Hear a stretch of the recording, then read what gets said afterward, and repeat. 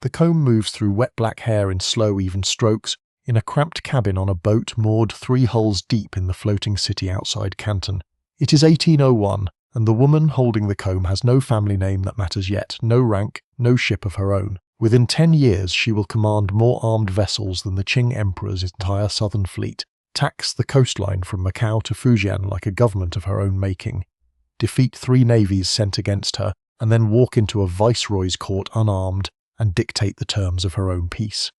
Historians who have tried to total the ships and the fighters who eventually answered to her have called her, by the numbers alone, the most successful pirate in history, man or woman, of any century. This is the story of how she got there, from a boat with no name to the head of a confederation an empire could not sink, and of the choice she made at the height of her power to put the sea behind her while she was still strong enough to choose. The comb has a spine of pale bone, ground smooth by years of use, and the young woman drawing it through another woman's hair works by the light of a single oil lamp, swinging gently with the current under the deckboards. Her name is Shi Yang, and she has been raised entirely on water, born to a family the shore-dwelling world calls tanka, boat people, a term that in the ports of Guangdong carries the particular weight of a caste no magistrate bothers to register, and no temple bothers to bless. She was, by most accounts, sold as a young woman into one of the floating brothels crowding the anchorage outside Canton, a city foreigners knew by that name though its own people called it Guangzhou, the provincial capital and the empire's single legal gateway for trade with the outside world. The boat she works from is one of hundreds lashed together in rows so dense that a person could walk for a quarter mile without touching dry ground, stepping from gunwale to gunwale over open water, a city with no streets and no walls, and, in the parts that mattered most to the men who ran it, no interest whatsoever in the laws written in Canton's stone government offices a few hundred yards away. This was the world she came from, and it is worth understanding it clearly, because everything that follows depended on it. The Qing dynasty, which had ruled China for 150 years by 1801, governed this delta the way it governed most of its coastline, by treating the water as an afterthought to the land. Magistrates counted households, collected grain taxes, and adjudicated disputes among people who owned fields and paid rent. The boat people owned nothing a magistrate could tax and answered to no one but the men who controlled the anchorages, the brothel keepers, the smugglers, and increasingly, the organised pirate gangs who had begun treating entire stretches of river as their own toll roads. A woman born into this world had exactly 2 currencies to trade, her labour and her wits, and Shi Yang, by every surviving account of her later life, possessed the second in far greater supply than anyone who first looked at her would have guessed. She learned to read the water the way other people read a room, learned which captains paid their debts and which needed watching, learned the layout of every channel and sandbar in the delta, the way a merchant learns prices. None of this made her remarkable yet. Thousands of women lived and died in the floating brothels of the Pearl River, without their names surviving a single generation, and there was no obvious reason Xiang's life should end differently. What made the difference was not virtue or luck, but the collision of her particular skills with a specific and narrow window of historical opportunity, one that was already opening in the waters south of China, even as she worked the comb through her client's hair that evening, though neither of them could have known it.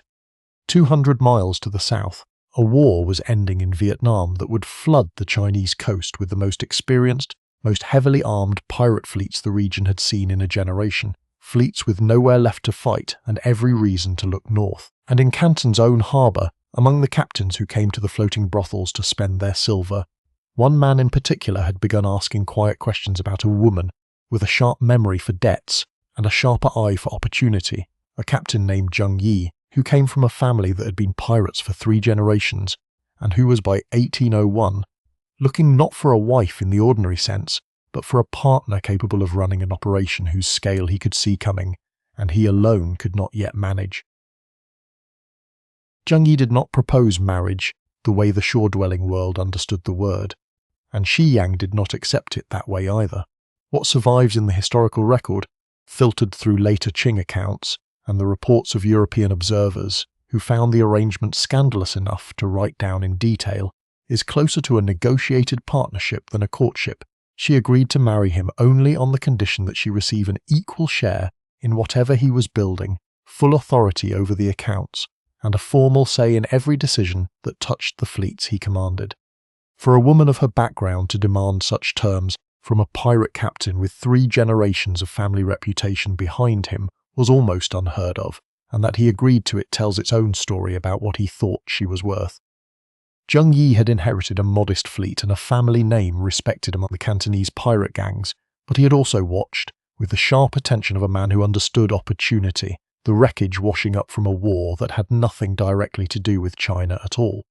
For decades, the Tay Son brothers had fought to overthrow Vietnam's ruling dynasty, and in the course of that long civil war they had hired, armed and trained Chinese pirate fleets as an auxiliary navy, paying them in plunder and letting them operate with a freedom no fleet inside China's own waters had ever enjoyed. By 1802, the Tay Son cause was collapsing, crushed by the Win dynasty with French military assistance, and the mercenary fleets that had served it, hardened by real naval battles rather than opportunistic river robbery, suddenly had no employer, no amnesty offered to them, and a Chinese coastline to the north that a weakened Qing government was struggling to defend. Thousands of experienced fighters, dozens of ocean-going junks built and armed for real combat rather than petty extortion, came pouring back into Chinese waters looking for new leadership, and Zheng Yi understood before most of his rivals that whoever could organize this flood of loose, well-armed men into a single coordinated force would command something no pirate gang on this coast had ever possessed, a navy. What he needed was not another fighter, of whom there were plenty, but an administrator, someone who could take independent captains who trusted no one, some of them former Tay Son mercenaries with their own ships and their own loyal crews, and build a system of rules, shares, and enforcement that would hold them together longer than the length of one profitable raid. Shi Yang, whose entire life had trained her in exactly the skills a floating criminal economy required, tracking debts, reading loyalty, keeping order among people the state had abandoned, was in Zheng Yi's calculation not a decorative wife, but the single asset that could make his ambition survive contact with reality. The wedding, by the accounts that mention it at all, was unremarkable by the standards of the pirate world she came from, but the woman who emerged from it was not the same Shi Yang who had held the comb the year before. From this point the sources begin calling her by the name history would remember, Ching Shih, a rendering of a Cantonese term that means, roughly, the wife of Zheng, a name that described her only as an appendage to her husband, for exactly as long as it took her to prove otherwise. Within 4 years of that marriage, she and Zheng Yi would build something that had never existed on this coast before. Not a gang, not a fleet, but a confederation bound by a written code, organized under a system of colors, controlling more armed men than most provincial garrisons of the empire that claimed to rule the water beneath them. The system Zheng Yi and Ching Shih built between roughly 1804 and 1805 solved a problem that had defeated every pirate leader before them on this coast. Independent captains did not trust each other enough to fight together, and any alliance built purely on a stronger man's threats collapsed the moment he looked weak. Their solution was to organize the scattered fleets crowding the Guangdong and Fujian coastline into 6 divisions, each identified by a colored flag flown from its ships, so that from a distance a fleet's allegiance, its size and its territory could be read the way a modern observer might read a uniform. There was a red flag fleet, which Zheng Yi and Ching Shih commanded directly, and which grew to be by far the largest, a black flag fleet, a white flag fleet under a captain named Guopodai, whose loyalty would matter enormously later, and yellow, blue, and a smaller 6th fleet rounding out the Confederation. Each fleet retained its own captain and its own command structure, its own recruiting grounds and its own patrol waters, but all of them operated under a single shared code of conduct that Ching Shih is credited, by most historians who have studied the surviving accounts, with having personally drafted and enforced.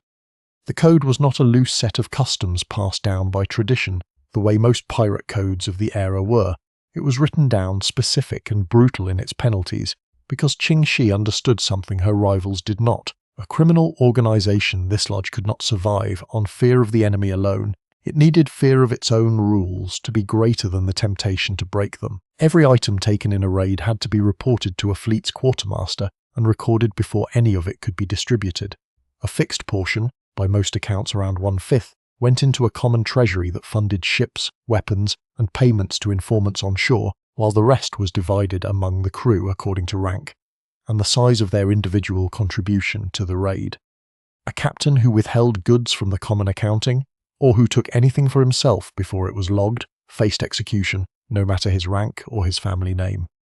Desertion carried the same penalty, and in a detail that European observers who later interviewed captured crew members found almost impossible to reconcile with their assumptions about pirates, the code forbade the assault of female captives. A woman taken in a raid who was considered too ugly for a captor's interest was released unharmed, and a woman a pirate wished to take, as a wife had to formally register the arrangement with the fleet's officers and remain faithful to her afterward, on pain of death for infidelity on either side. None of this made the Red Flag Fleet gentle. Villages that refused to pay the protection fees the Confederation began levying up and down the coast were burned. Merchant ships that resisted boarding were taken by force, their crews sometimes killed, sometimes ransomed, sometimes simply pressed into the fleet's own growing ranks. But the code gave the Confederation something almost no pirate alliance in history had achieved: internal discipline strong enough to hold together fleets that answered to different captains, spoke different dialects, and had every ordinary reason to turn on each other the moment plunder ran short. By the time the system was fully in place, in 1805, the Confederation Zheng Yi and Ching Shih had built controlled, by most estimates, somewhere between 400 and perhaps as many as 800 ocean-going vessels, crewed by tens of thousands of men, women, and children living permanently at sea. A floating nation larger than many of the port cities, the Qing government still believed it controlled from land. From the deck of a passing merchant vessel, the approach of the Red Flag Fleet was not a scattering of raiders, but the arrival of a moving town. Junks with sailcloth dyed a deep, unmistakable red rigged in staggered ranks across the horizon, smoke rising from cooking fires on decks crowded with more than fighters. Unlike the popular image of a pirate crew as a company of unattached men living for the next raid, the Confederation's ships carried entire families, wives, children, elderly parents, because for most of the men who crewed them, there was no longer a village on land to return to. Some had been fishermen driven out of the legitimate trade by drought or by the government's own restrictions on coastal shipping. A policy meant to starve out smuggling that instead pushed desperate families toward the only economy still hiring. Others were former soldiers, deserters from garrisons so poorly paid that piracy offered better and steadier wages. Still others had simply been born aboard, the second generation of a floating society with its own markets, its own festivals, and, increasingly, its own uneasy shadow economy running parallel to the legal ports on shore. Villages along stretches of the Guangdong and Fujian coast came to depend on this floating population as customers rather than victims. Fishing communities sold provisions to the fleet at agreed prices. Sailmakers and blacksmiths did steady business, supplying and repairing its ships. And in places where the Confederation's protection payments replaced the taxes a weak local government could no longer collect, some villagers reported, to the frustration of Qing officials who investigated afterward, that they felt safer under the pirates' informal rule than under the magistrates who were supposed to protect them. This was, in a very real sense, a parallel state, complete with its own currency of stolen silver, its own justice system in the fleet's written code, its own diplomatic relationships with sympathetic shore communities, and its own standing military of tens of thousands, all of it organized and, by most historical accounts, largely administered by Ching Shih, who by 1806 had moved from the position of a captain's wife to something closer to the Confederation's chief executive, overseeing the accounting, the provisioning, and the enforcement of the code across fleets that were never entirely hers to command by force alone.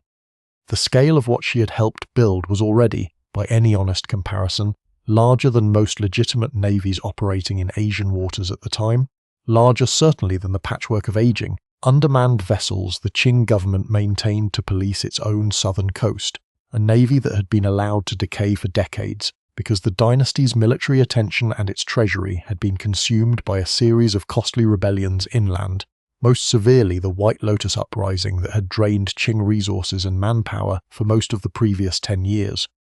The empire that in theory owned every inch of this coastline had, in practice, ceded the water itself, and the woman who had once combed hair for a living in a floating brothel now ran the closest thing that water had to a government. What she could not control, no matter how carefully she balanced the ledgers, was the health of the man whose name still, on paper, led the whole enterprise, and in the autumn of 1807 off the coast of Vietnam. That fragile arrangement was about to be tested in the worst possible way. The sources disagree on exactly how Zheng Yi died, which is itself a small window into how little the outside world, even the government officials most eager to be rid of him, actually knew about the inner workings of the fleet he had built. Some accounts describe a storm off the Vietnamese coast that swept him overboard. Others speak one later Qing record,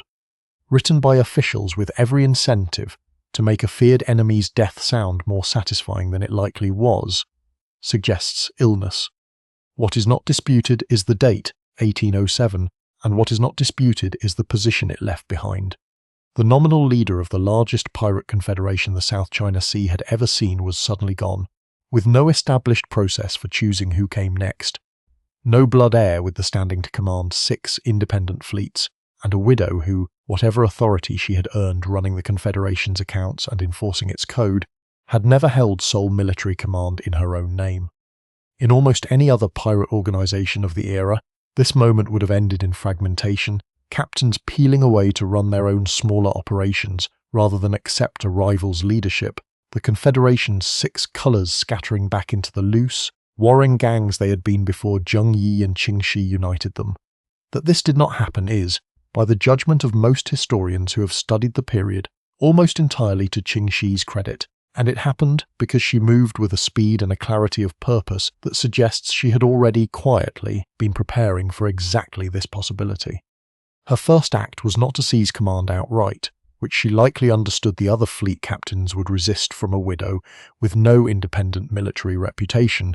but to secure the loyalty of the one-man position to give her that legitimacy. Zhang Bao, a young fisherman's son who had been captured by Zheng Yi years earlier and raised within the fleet as an adopted son, trained in seamanship and combat until he had become, by his early 20s,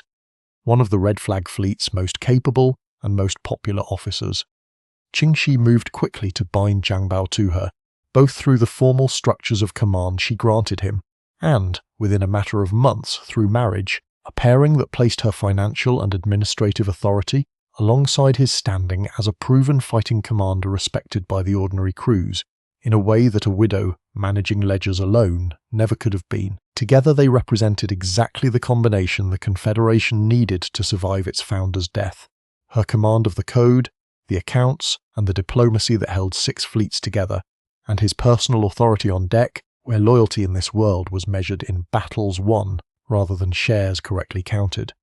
Other captains within the Red Flag Fleet who might have challenged this arrangement found themselves facing a partnership that controlled both the treasury and the fighting force simultaneously,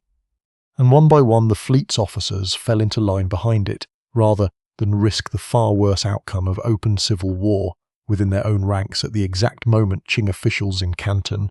were already beginning to hope the Confederation might tear itself apart without their having to fire a shot. The Qing officials waiting for the Confederation to collapse were disappointed.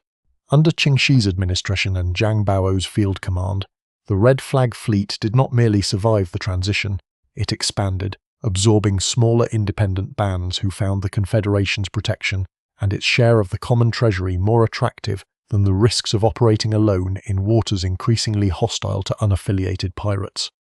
By some estimates, the Red Flag Fleet alone, by 1808, commanded more than 1,000 vessels, and somewhere between 40,000 and 60,000 fighters, families and support crew, a figure historians treat with appropriate caution given how the numbers were compiled from frightened officials with every reason to exaggerate the threat they had failed to contain. But even the most conservative modern estimates place the Confederation's total strength well beyond any single fleet the Qing Navy could muster to oppose it. Ching Shih's division of authority with Zhang Bao settled into a pattern that would define the Confederation for the next several years. She managed the ledgers, the codes enforcement, the negotiations with shore communities over protection payments, and the broader strategic direction of the alliance, while he led boarding actions, planned engagements against Qing naval squadrons, and served as the visible face of the fleet's military reputation, a reputation that by this point had spread far enough that merchant captains along the southern coast had begun, quietly and without official sanction, simply paying the Confederation's fees in advance rather than risk a confrontation their own government could not protect them from. The scale of the extortion economy that grew up around this arrangement is difficult to overstate. Fishing fleets paid to sail unmolested. Salt merchants, whose cargo the Qing government treated as a strictly licensed and heavily taxed commodity, paid the Confederation instead, or in addition effectively running a second, and in places more reliable tax system than the one Beijing believed it was collecting. Villages that resisted these payments risked raids that could destroy a season's livelihood in an afternoon, and word of such raids travelled fast enough down the coast that resistance became rare. What made this system remarkable, and what distinguished Ching Shih's confederation from a simple protection racket, was the discipline the written code imposed on how this wealth moved once collected, a portion into the shared treasury that funded the fleet's ships, weapons and informant network on shore, a portion to individual crews according to a fixed and openly recorded formula, and severe, consistently applied punishment for any captain who tried to skim from either share. It was, in every functional sense, a system of taxation, redistribution and enforcement more consistent than the one the weakened Qing bureaucracy was managing on land at the same moment, and it was run, in its daily particulars, by a woman the empire's own records, still sometimes referred to dismissively as merely a pirate's wife, began drafting increasingly desperate reports to Beijing describing a coastline effectively lost to imperial control. The Qing court could not indefinitely ignore reports describing a hostile fleet larger than its own navy operating within sight of one of the empire's most important trading cities, and beginning in 1808 the government dispatched a series of naval squadrons under increasingly senior commanders with explicit orders to destroy the Confederation, or at minimum the Red Flag Fleet at its core. What followed was, by the standards of any imperial military in this period, a sustained and public humiliation. Qing warships of the era were, in general, older, more poorly maintained, and more thinly crewed than the Confederation's own vessels, many of which had been built or refitted using techniques and cannon captured from previous engagements, including equipment originally supplied to the Tay-Sun fleets by European advisors years earlier. One expedition, sent out under a naval official whose name survives in Qing records mainly as a case study in the campaign's failure, was intercepted, boarded and largely destroyed, its surviving sailors either killed, ransomed, or, in a detail Qing officials found especially galling, recruited directly into the Confederation's own ranks, since a defeated sailor facing execution for failure back home often found better prospects serving under the fleet that had just captured him. Another engagement, later in 1808, ended with a Qing admiral so thoroughly defeated, and so certain of the disgrace and likely execution awaiting him upon return, that he is recorded, by several accounts written close to the event, to have taken his own life rather than face his superiors, a detail historians treat as broadly consistent with the severe accountability the Qing military bureaucracy imposed on officers who failed in the emperor's name, even if the precise circumstances of any single admiral's death cannot be verified with full confidence from the surviving fragmentary sources. What these repeated failures revealed was not simply the Confederation's tactical skill, considerable as it was under Zhang Bao's field command, but the deeper structural rot in the Qing military that Ching Shih and her allies were exploiting with every engagement they won. Decades of underfunding, corruption in the allocation of naval budgets, and the diversion of the empire's military attention toward inland rebellions had left the dynasty with a coastal navy that existed largely on paper, its ships often undermanned, its cannon frequently older than the men firing them, its officers promoted through political connection rather than any demonstrated skill at sea. Each defeat made the next campaign harder to fund and harder to staff, since word of the Confederation's victories discouraged both the sailors ordered to fight it and the local officials expected to supply and support the effort. By late 1808, having tried and failed repeatedly to destroy the Confederation through direct naval confrontation, Qing officials in Canton had begun exploring an approach they had previously considered beneath the dignity of the imperial government, seeking outside help from the foreign trading powers, whose ships anchored at Macau and Whampoa, an approach that would within a year bring Portuguese and British naval forces directly into the fight against Ching Shih's fleet. The decision to invite foreign warships into what had been, until then, An entirely internal Chinese conflict was not one Qing officials made lightly, since it implicitly acknowledged that the empire's own navy had failed to control its own coastline, an admission with serious political risk for any official who signed off on it. But by 1809, the Confederation's dominance of the waters around Canton and Macau had become an intolerable disruption to the trade both the Qing treasury and the foreign merchant communities depended on, and a fragile cooperation began to form between Qing Naval Command and the Portuguese colonial authority at Macau, whose own shipping had suffered directly from the Confederation's activity. Portuguese naval vessels, better armed and more consistently maintained than most of the aging Qing fleet, were committed to a joint campaign intended to bottle up and destroy the Red Flag Fleet's ships, and for a period British East India Company vessels stationed nearby also became entangled in the fighting, though the British role remained more limited and more cautious, driven chiefly by the company's interest in protecting its own trade, rather than any broader commitment to the Qing cause. The resulting engagements, fought in the narrow current-driven channel, known to European sailors as the Bocca Tigris, the Tiger's Mouth, guarding the approach to Canton, were among the most serious military tests the Confederation had yet faced, pitting Ching Shih's fleet against opponents with genuinely modern naval gunnery, rather than the outdated equipment and poor discipline of the ordinary King squadrons. What happened in these engagements did not end in the Confederation's destruction, contrary to what Qing and Portuguese planners had hoped. Zhang Bao's fleet, drawing on its numbers, its intimate knowledge of the delta's channels and shoals, which foreign pilots navigated far more cautiously, and the sheer difficulty of blockading a fleet with hundreds of vessels capable of scattering into shallow water where larger foreign ships could not follow, inflicted serious losses on the Portuguese squadron and avoided the decisive destruction its opponents had planned.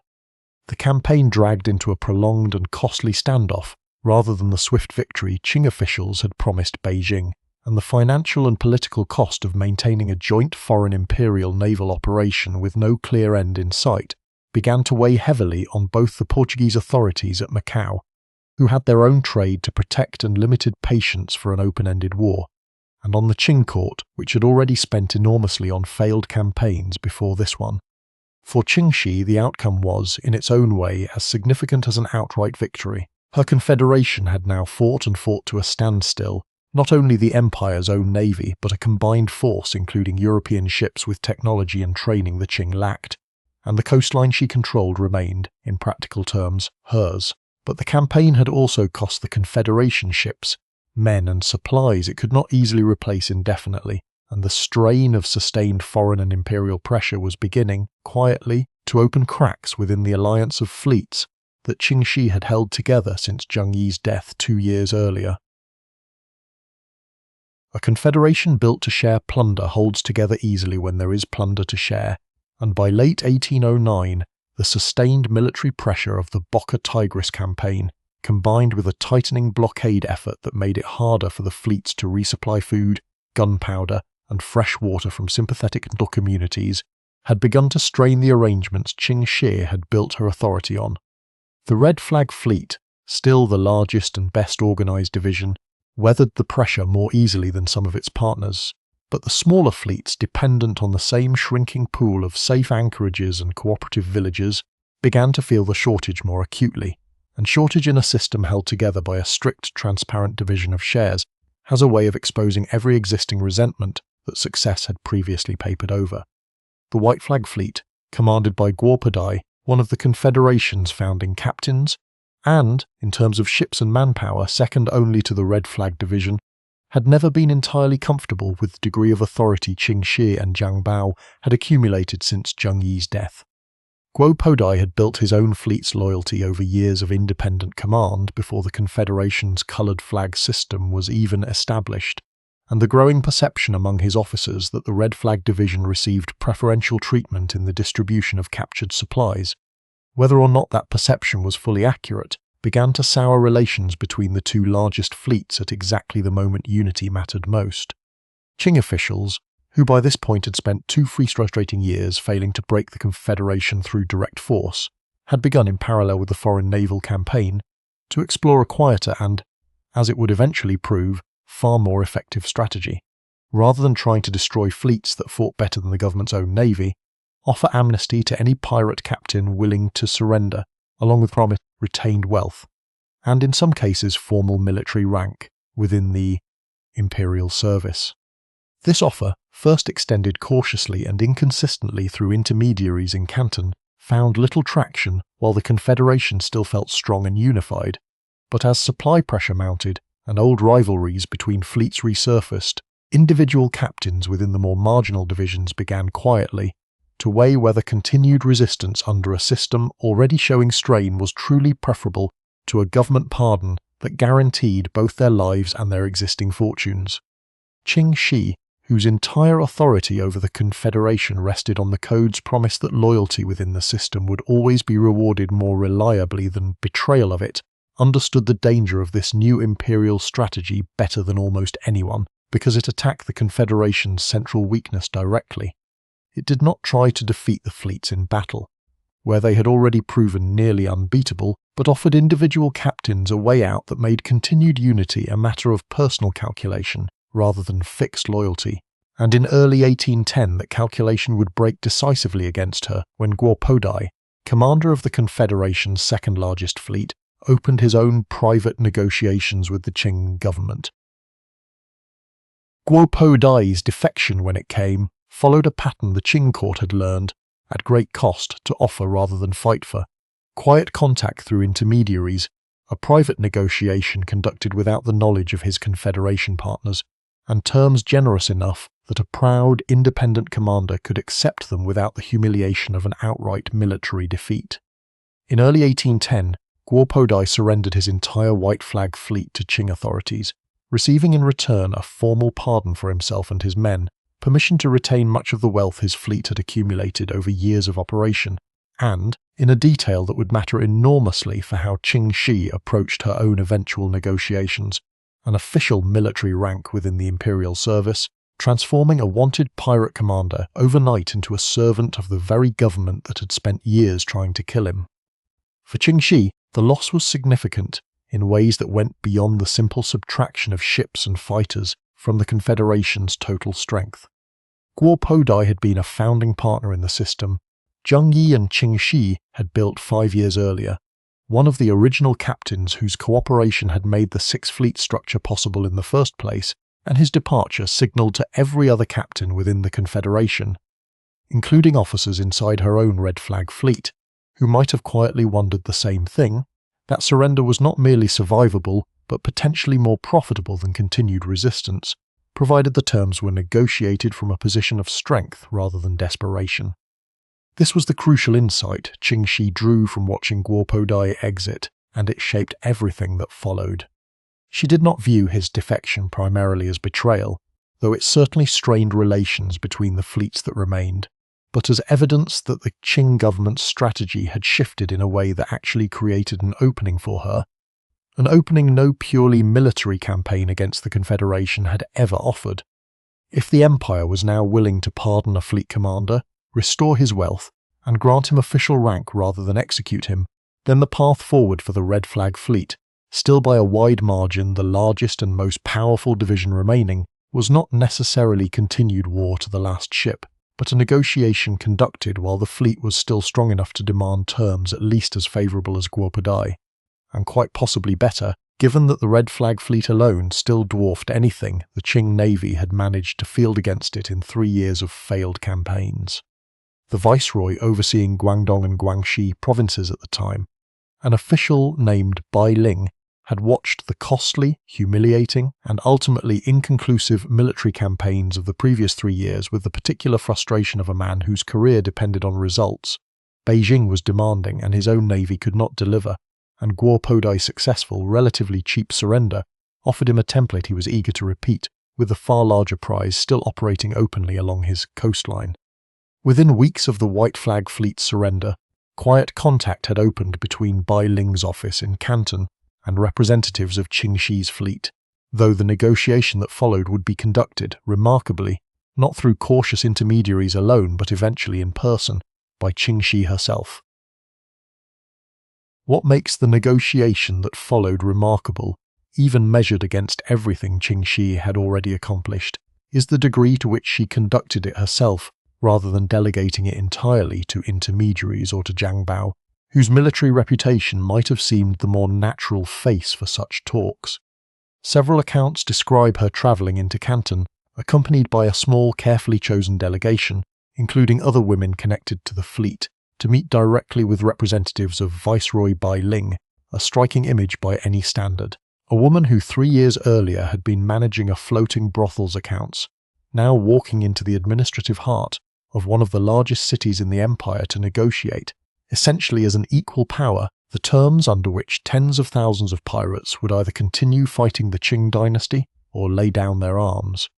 She came, by every account of the negotiation's substance, not as a supplicant begging for mercy, but as a commander offering the empire a way out of a war it had already spent 3 years losing, and she structured her demands accordingly. She wanted, first and most fundamentally, a genuine amnesty covering not just herself, but every fighter, family member and dependent within her fleet, with no selective executions carried out afterward under some pretext once the ships were surrendered, a concern grounded in real historical precedent, since previous Chinese governments had occasionally offered amnesty to rebels only to execute their leaders once they were disarmed and vulnerable. She wanted her fleet's personnel permitted to keep the wealth they had already accumulated, rather than surrendering it to the state as a condition of pardon, a demand that echoed the precedent Guo Podai had already secured, and she wanted official positions and ranks for her most senior officers, above all for Zhang Bao, transforming the Confederation's military hierarchy directly into a recognized structure within the imperial system, rather than simply disbanding it and scattering thousands of experienced fightites back into the coastal population. With no livelihood, and quite possibly considerable resentment,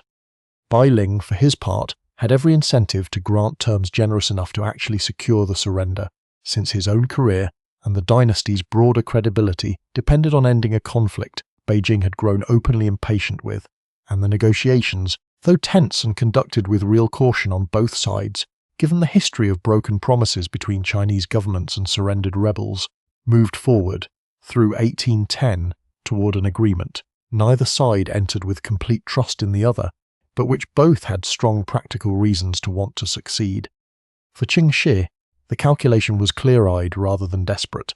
Her fleet remained, even after Guo Podai's departure, the largest single naval force on the southern China coast, capable of continuing the war indefinitely, but 3 years of fighting, blockades and foreign intervention had also shown her the ceiling of what continued resistance could achieve, and a negotiated peace secured while she still held every advantage promised something outright military victory over the Qing Empire never realistically could. A future for her people that did not end, eventually, in the hold of a ship or the edge of an executioner's sword. The surrender, when it finally took place in 1810, was staged with the kind of deliberate visibility both sides needed for their own purposes. The Qing government required a public demonstration that its authority over the coastline had been restored, and Ching Shih required a ceremony formal enough that neither side could later claim the terms had been anything other than a genuine, binding agreement rather than an informal truce liable to be broken. Accounts describe a scene of extraordinary scale, even by the standards of a confederation, that had already astonished every Qing official who tried to measure it. Hundreds of vessels sailing in to formally surrender, tens of thousands of pirates, sailors, and their families disembarking to be registered, pardoned, and in many cases resettled, an operation of demobilization that dwarfed almost any comparable event in the empire's recent history, since no Qing rebellion of similar scale had ever ended in a negotiated mass surrender on these terms, rather than in a campaign of extermination. Zhang Bao received exactly the kind of formal recognition Ching Shih had negotiated for him, an official rank within the Qing military, a striking transformation for a man who had spent his entire adult life as one of the empire's most wanted fugitives, and one that placed him, within a matter of months, in the position of leading government naval operations against the pirate fleets that had not yet come to terms, an irony not lost on contemporary observers who noted that the empire's best hope of finally clearing its remaining pirate problem was to employ the very pirates it had just failed for years to defeat. Ching Shih herself was not stripped of her wealth or subjected to any punishment as a condition of the surrender, retaining the fortune she had spent nearly a decade accumulating and administering, and while she did not, as far as the surviving record indicates, take on a formal government office or military rank of her own in the way Zhang Bao did, her influence over the settlement's terms and its execution left no doubt among contemporaries about whose judgment had actually shaped the peace. Not every element of the former Confederation came in on these terms. Some smaller bands and a portion of fighters who distrusted the amnesty, or who had committed acts of violence the government was less willing to overlook, chose instead to flee south into Vietnamese waters, or scatter into smaller, less organized operations that Qing forces, now considerably strengthened by former Confederation officers who knew exactly how the remaining pirates operated, hunted down over the following years, with far greater success than they had ever managed against the united fleet. But the core of what had been, at its height, the largest pirate confederation in recorded history had ended not in a final battle, not in the destruction of its ships or the execution of its leaders, but in a negotiated peace that left its chief architect alive, wealthy and free, an outcome so different from the fate of nearly every other pirate leader in history, before or since, that it demands its own explanation, one that lies less in mercy than in the sheer, undeniable strength of the position Ching Shih had built and refused to surrender from a position of weakness. The years immediately following the surrender illustrate in miniature exactly why the Qing court had ultimately chosen negotiation over continued war. The fighters and captains who had refused Ching Shih's settlement, scattered and no longer benefiting from the Confederation's strength, its shared code or its unified command, proved far easier for the government to hunt down than the united fleet ever had been.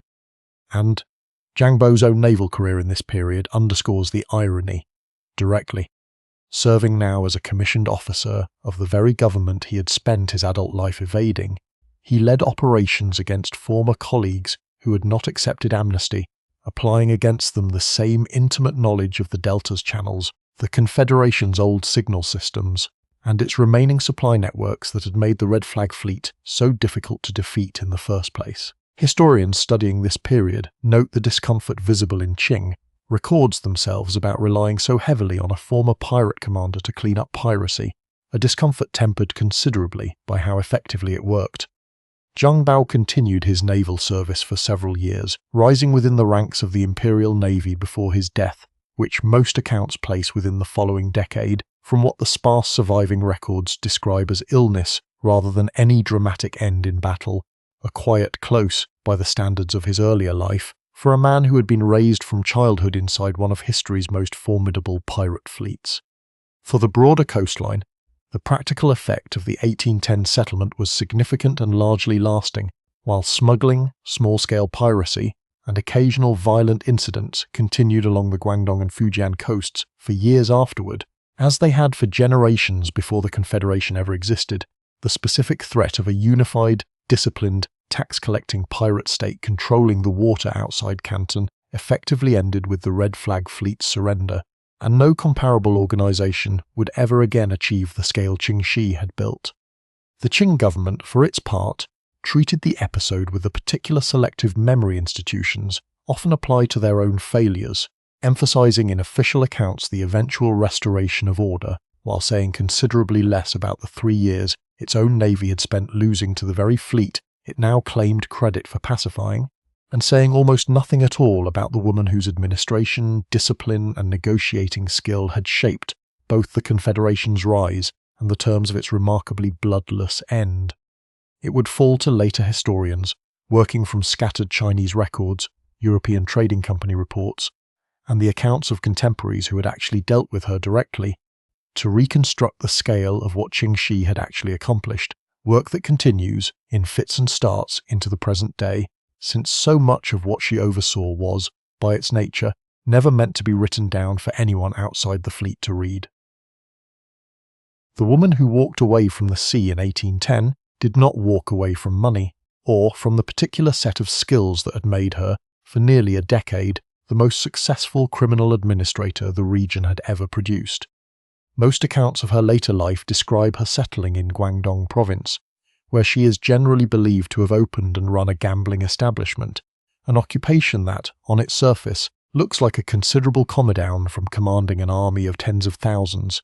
but which in practice drew on exactly the disciplines she had already mastered. managing accounts, enforcing rules, reading which patrons could be trusted with credit and which needed watching, and keeping an operation solvent that depended, at bottom, on a strict and transparently applied system of shares and debts, the same underlying logic that had held the Red Flag Fleet's code together for years.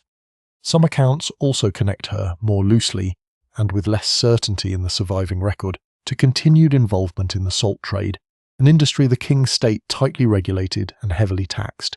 and one where a woman with her particular knowledge of smuggling routes and coastal officials would have possessed advantages few legitimate merchants could match, though historians treat the precise extent of any such involvement with appropriate caution, given how little was ever written down about it at the time. What is comparatively well attested is the domestic outline of her later decades. She raised her and Zhang Bao's son within a household that, by every surviving indication, lived openly and comfortably on the wealth she had retained under the surrender's terms, a household that, remarkably, faced no serious legal jeopardy or state harassment in the years that followed, suggesting the amnesty she had negotiated held in practice as well as on paper, an outcome far from guaranteed given how often such arrangements between Chinese governments and pardoned rebels had broken down in earlier centuries. She would have been in her 30s when the Confederation surrendered, meaning the decades that followed constituted the majority of her adult life, lived not on the deck of a red-sailed junk but within the walls of a house on land, among neighbours who may or may not have fully understood or wished to discuss aloud exactly whose ledgers had once recorded the plunder of half the southern China coast. The bone-toothed comb that had travelled with her from the floating brothels of Canton to the flagship of the largest pirate fleet in history is said, in the fragments of local memory that survive around her name, to have stayed with her still, an object with no military or financial value whatsoever, kept for reasons the surviving record does not explain, and perhaps did not need to. Some things a person carries simply because they were there at the beginning, long before anyone called her Ching Shih at all. Ching Shih died in 1844, by most accounts in her late 60s, an old woman who had spent more than 3 decades on land, after spending less than a tenth of her life on the water that made her famous, if fame is even the right word for a reputation built almost entirely on records other people kept about her, rather than any she left of herself. No definite portrait of her survives that scholars can authenticate with confidence, no memoir, no collection of her own letters explaining how a woman with no formal education, no family wealth, and no legal standing in the empire she operated beneath, had built and held together, for the better part of a decade, an organisation larger than most of the navies of her era. What survives instead is the Arithmetic, and the Arithmetic alone is enough to secure her a singular place in the history of piracy, anywhere in the world, in any century. A confederation that, at its height, controlled somewhere in the range of 400 to perhaps as many as 1,800 vessels, depending on which contested estimate a historian trusts, crewed by a population historians have placed anywhere from 40,000 to well over 100,000 people, a scale that dwarfs the fleets of every pirate captain more commonly remembered in popular history, most of whom commanded a handful of ships and a few hundred men before dying young, in battle at the end of a rope, or abandoned by crews who had never been bound to them by anything stronger than shared greed. Ching Shih's fleet was bound by a written code she is credited with authoring and enforcing, a code that punished her own captains as severely as it punished outsiders, and it was that discipline, as much as any single victory at sea, that let her hold together 6 independent fleets through the death of a husband, 3 years of war against an empire and 2 foreign navies, and the defection of a founding partner, and still emerge from the wreckage of all of it strong enough to dictate her own terms of peace, rather than accept whatever mercy her enemies chose to extend. Almost every pirate whose name outlasted their own century met an ending chosen by someone else. A noose, a musket ball, a betrayal by their own crew, a slow death in a foreign prison. Ching Shih chose her own ending, at a moment of her own selection, while still holding every card that mattered, and walked into the rest of her life on the terms she herself had negotiated, across a table from the representatives of an empire that had spent 3 years and 2 foreign alliances failing to take those terms from her by force. The comb she carried from the flower boats of Canton to the deck of her flagship, and finally into a house on dry land in Guangdong, outlived the fleet it began beside, and so, for 34 years after the last red sail was folded, did she. In Guangdong, decades later, an old woman ran a gambling house behind a red lacquered door, and men who had never held a cutlass in their lives came to lose money at her tables without knowing whose hands had once held the ledgers of the red flag fleet. She kept the comb her whole life, they said, worn smooth at the spine, in a drawer with papers no clerk would ever be trusted to read. She had buried a husband taken by the sea and outlived a second one taken by a fever on dry land, had raised a son who wore an imperial uniform without a trace of irony, and had died in her own bed in 1844, an old woman surrounded by grandchildren, in a country that had once sent 3 navies to end her and failed every time. No monument marks where she is buried. No portrait survives that anyone can be certain is her true likeness. What survives is the arithmetic. Tens of thousands of sailors, hundreds of ships, a coastline that paid her rather than the emperor, and a peace she walked away from on her own terms instead of the end that found almost every other pirate who ever lived. Somewhere in that ledger the red sails are still recorded, folded now, the ink gone the colour of rust, and the lamp beside it, at last, has been let go out.